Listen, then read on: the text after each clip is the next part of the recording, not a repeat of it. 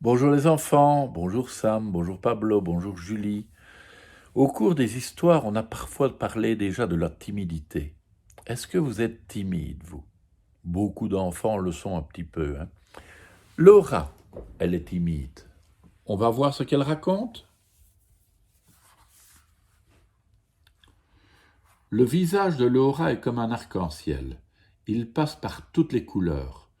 Ça ne lui plaît guère, vous pouvez le croire. Mais c'est ainsi. Son visage reflète toutes les émotions qui agitent sa tête et son cœur. Maintenant, par exemple, on ne la voit pas. Elle se cache, comme toujours quand s'annonce un visiteur. Laura, où es-tu? Pas de réponse. Laura, tu m'entends? Veux-tu aller ouvrir la porte? Toujours pas de réponse. Bernard, appelle maman. Et voilà, c'est toujours la même chose quand elle ne veut pas répondre, celle-là, rouspète son frère. Enfin, Laura apparaît, séchant ses larmes et les joues en feu. Pourquoi pleures-tu, mignonne? Demande madame Françoise, la voisine, qui trouve toujours un prétexte pour venir saluer la maman de Laura, et qui pose toujours des questions embarrassantes. Qui t'a fait pleurer, petite fille? Personne ne se moque Bernard. Elle est idiote. Idiote. C'est ainsi que l'appelle Bernard et quelquefois ses camarades de classe. Mais elle ne l'est pas. Simplement, elle reste silencieuse, sans voix, quand la maîtresse l'interroge au tableau, ou quand sa maman l'envoie chercher du pain. Comme elle n'ose pas se montrer, tout le monde passe devant elle. Tant que la boulangère ne l'a pas aperçue, Laura reste dans un coin toute rougissante. Laura, c'est toi? Allez, dis-moi ce que tu veux.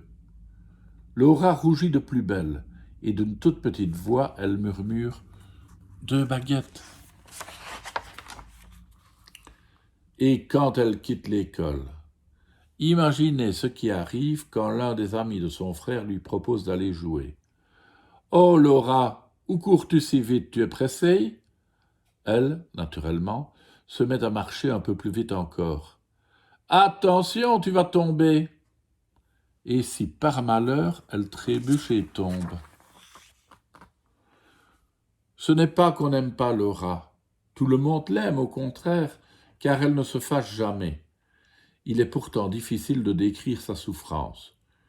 Comme ce fameux jour où, se promenant avec son grand-père, ils arrivèrent sur une place où des clowns faisaient des acrobaties. C'était très amusant. Puis les 2 clowns commencèrent à s'adresser aux spectateurs. Celui avec de grandes chaussures s'approcha de Laura et lui posa toutes sortes de questions. Laura se serra contre son grand-père, l'attrapa par la manche, et son visage, comme toujours, passa par toutes les couleurs. Bleu de colère, vert de peur, rouge de honte. Tout le monde riait, sauf Laura, bien sûr, qui n'arrivait même plus à pleurer. Mais aujourd'hui, à la sortie de l'école, au moment de traverser la rue, elle entend tout à côté d'elle des gémissements. C'est un tout petit garçon qui pleure à grosses larmes. Laura le regarde un long moment et enfin lui adresse la parole. « Tu es seul? Qu'est-ce que tu fais ici ?»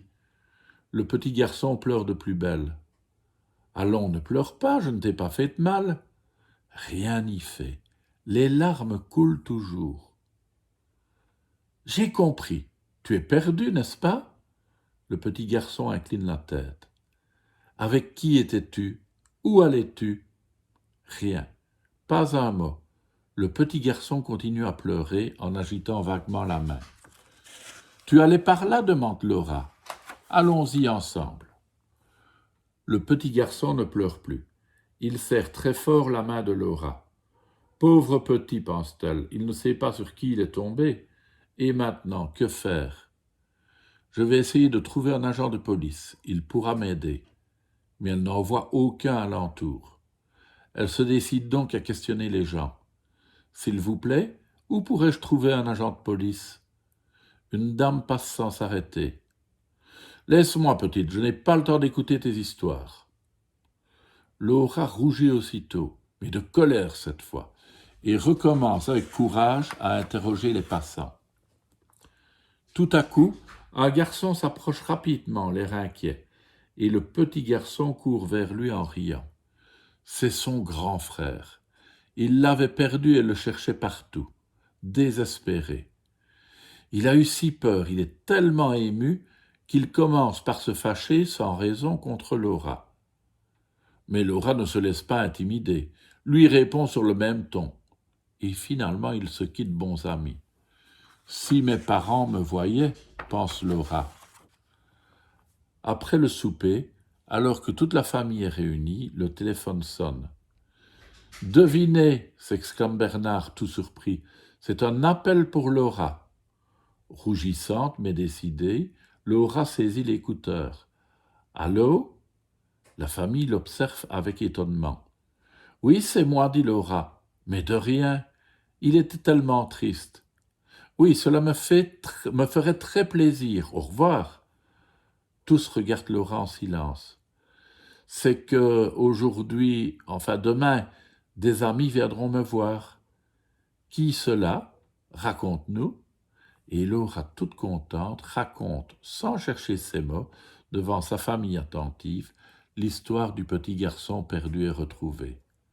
Elle en rougit encore, mais de plaisir cette fois. Et voilà, pour aider le petit garçon, Laura a réussi à vaincre sa timidité. À demain les enfants.